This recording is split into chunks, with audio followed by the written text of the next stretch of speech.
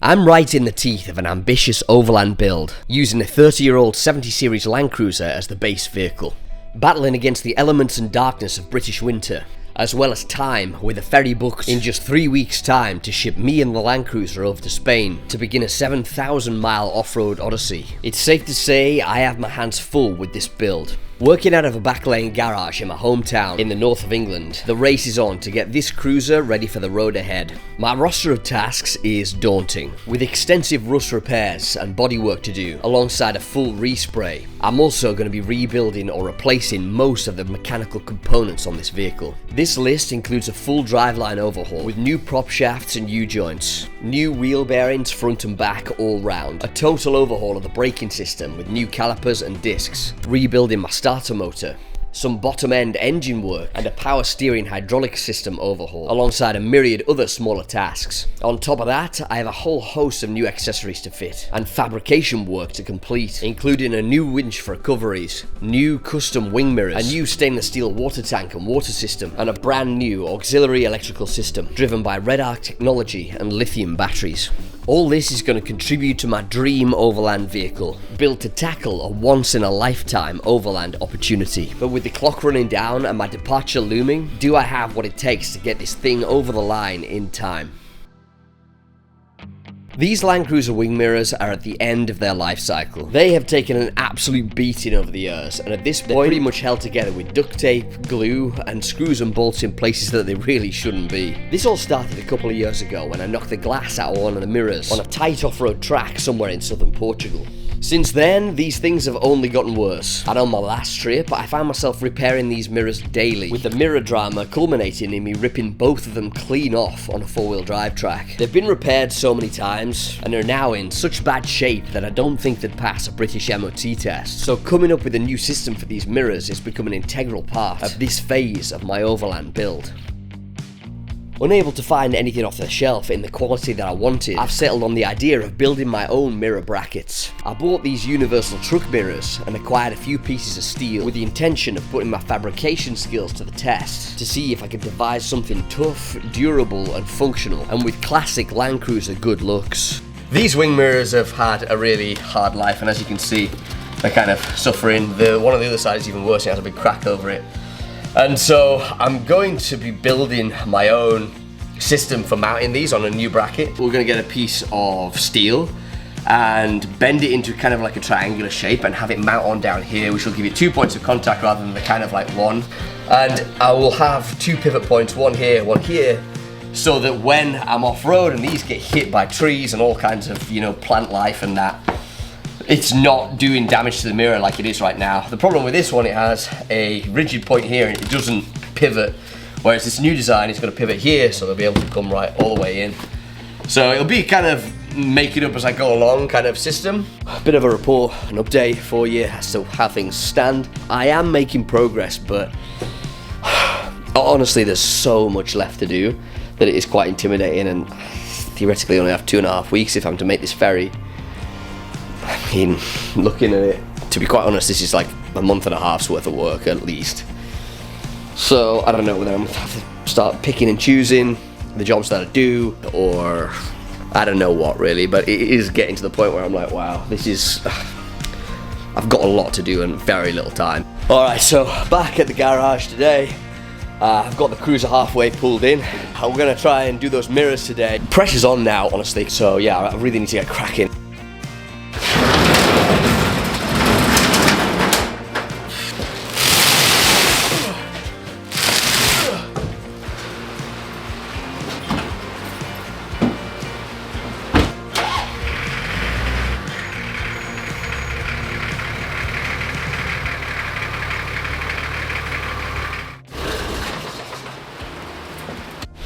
So this is a piece of steel that I'm going to make the mirror bracket out of. I actually bought this last year originally for making this metalwork out of for the jerry can holder, and so you can see I've already kind of had a go at cutting that down, and I've used this half of it. So this I think is 40 mil if I remember correctly. Yeah, 40 mil. So I think that's actually going to be a fine size. It's actually more like 42, but once it gets bird off, it'll be alright, I think. So I think that size will be fine for putting the new mirrors on. So I think what I'll probably do is figure out the length that I need for this, cut it down, and then chop it to size, and we're going to try and bend it into a triangular shape. Yeah, I'm going to cut this down lengthways now, and then we'll size up for the next part of it.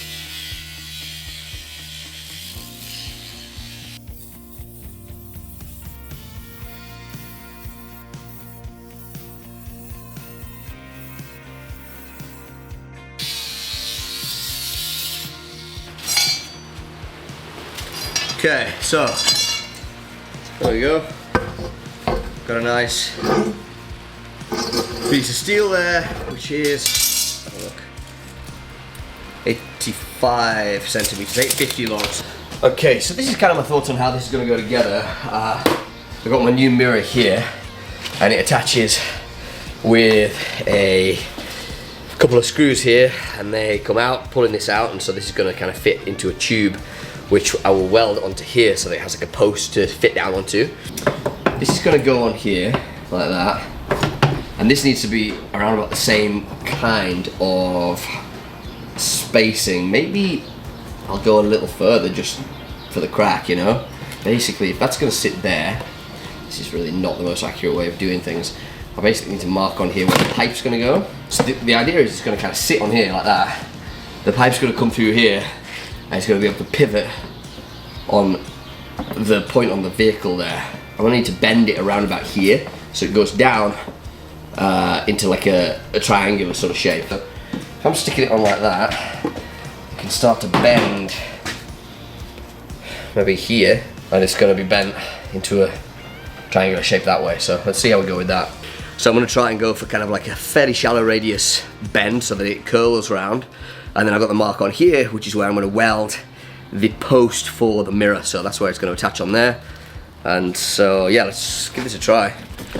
So this is going to be a fairly rudimentary way of bending, to be honest. I don't have a bender, so I'm using this old vise on the table here.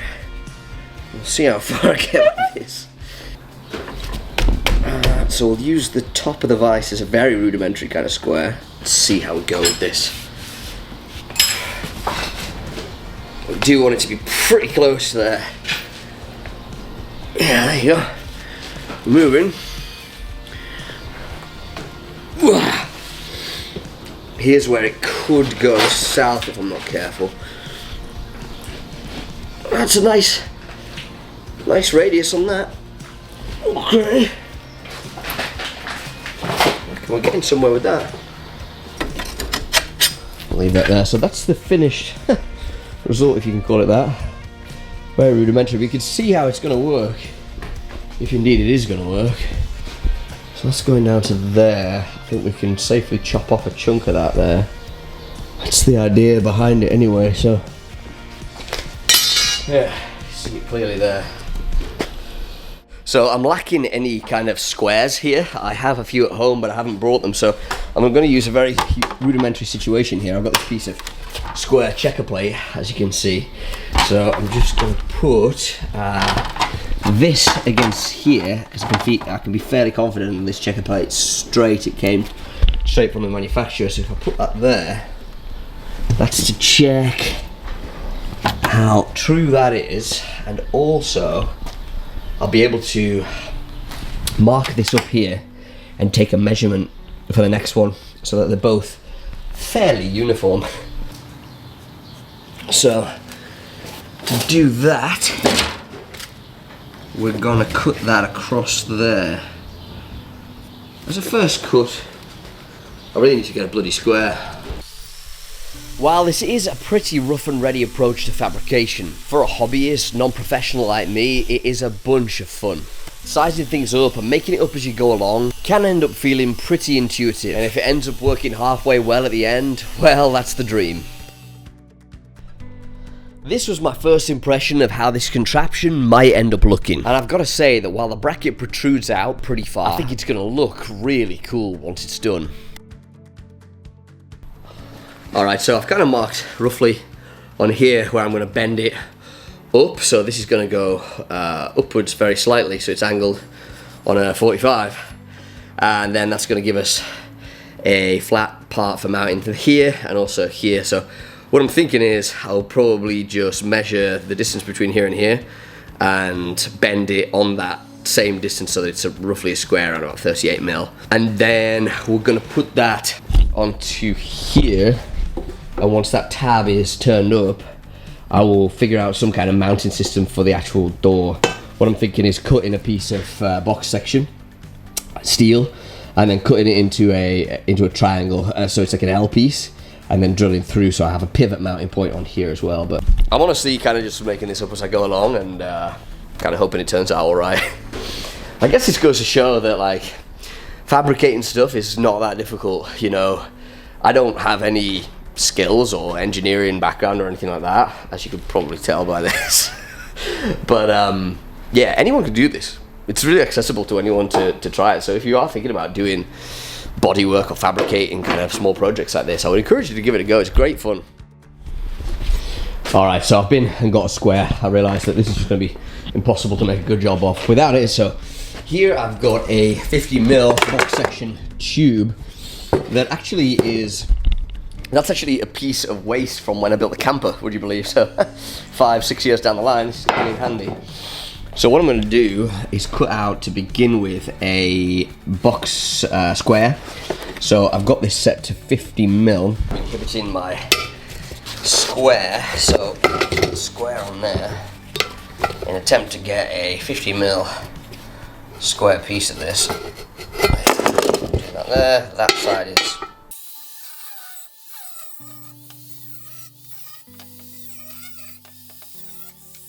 So this is what we have now. So I'm going to probably cut this in half so I have 2 L sections and we'll work with both sides.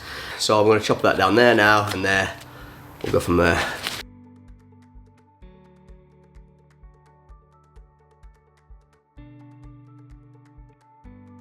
So I've got my 2 L section pieces. So these are going to be brackets to sit on the doors. So how I'm seeing this going to work is that's going to probably sit on the door that way, I would imagine. It might go that way, and that's going to go onto there, but I think it's going to be a neater finish if I hang it like that. I'm going to put that on there, drill a hole through both of them, shape them up, and then that's going to be the pivot point, and this is going to be able to move like that, you know, once I've cleaned the corners up and such like. I continued shaping up the L section brackets for the doors. I smoothed out all the edges on my new creation and started drilling the holes that would become the pivot points for my new triangular mirror brackets. I then cut out another piece of steel. This length would be for the other side, and my plan here was to use the one that I just made as a rough guide and hopefully get them both looking somewhat similar in shape.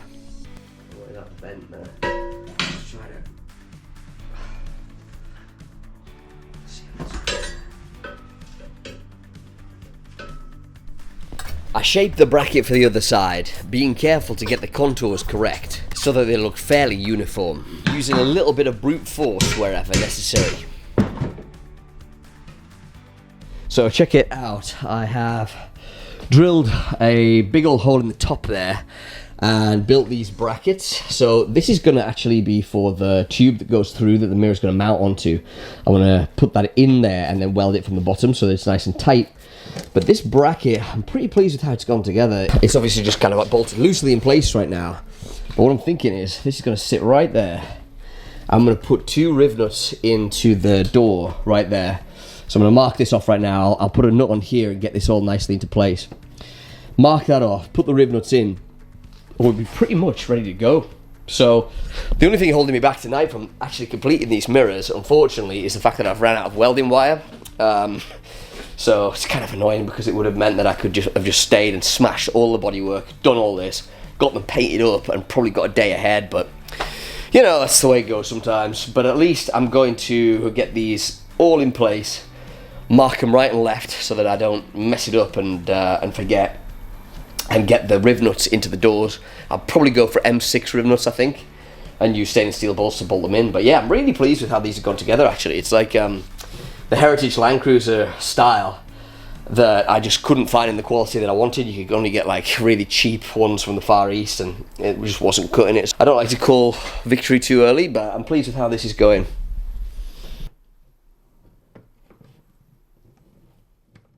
With welding wire required, it was time to get these things welded up.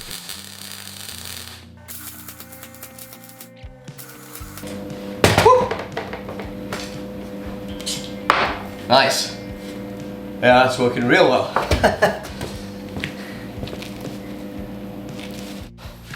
Alright, so I drilled into the door here with 2 M4s. I'm going to now widen the holes.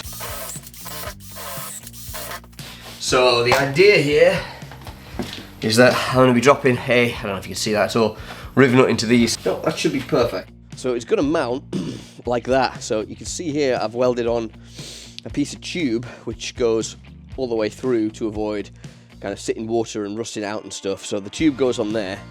I've got this bit here which kicks out, and I've pre-drilled these holes for the mounting bolts. So you can see how it's going to work, and this is the side of the car. I've taken off the brackets and that for now. You can see here I've got my rivet nuts in the bottom there. It's going to go like that onto when I've got the bracket on the top one there, and then I'll have the bracket on the bottom, and so this is going to mount really nicely, I think. And I can pull it in for when I'm doing tight tracks and stuff, and then push it immediately back out. Yeah, so all in all, I'm really pleased with how these are turning out.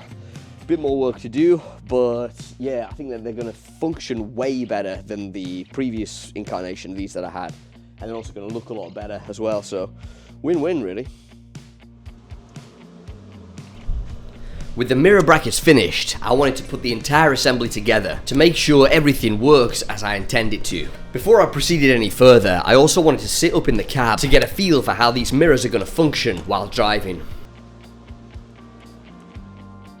So I think this is pretty good. There's a few little tweaks required, but first impressions are that this is going to work a whole lot better than what I had before. So this is the idea.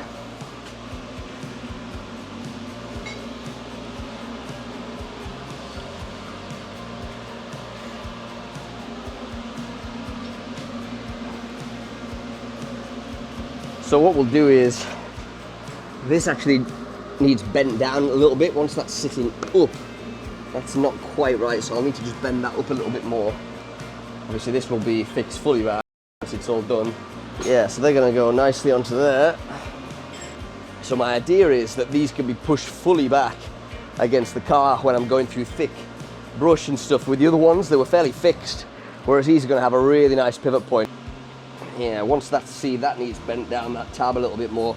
But once that is bent, it's going to go all the way back and kind of be like that. So I'll be able to manually do that just from the cab when I'm going through thick brush and forest and that, where the mirrors will otherwise get smacked, and be able to immediately put it back like that. So the big moment of truth, of course, is how it feels when I'm sitting in the cab.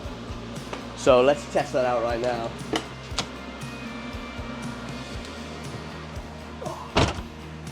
Okay, so see how these are fitting. Interestingly, yeah, okay, so it does have that kind of adjustment. Oh yeah, that's going to be pretty bloody good actually.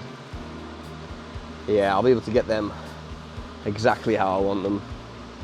God, the visibility out of here is going to be so much better than it ever was. Be able to kind of like pivot those, position them exactly where I want, and these mirrors are just slightly convex as well. So that's going to allow a much greater field of vision and better blind spot coverage as well, because that was always a problem with this vehicle, with it having the camper back. You know, it's a massive blind spot on both sides. So yeah, for motorway driving, well, for every kind of driving, this is going to make a world of difference.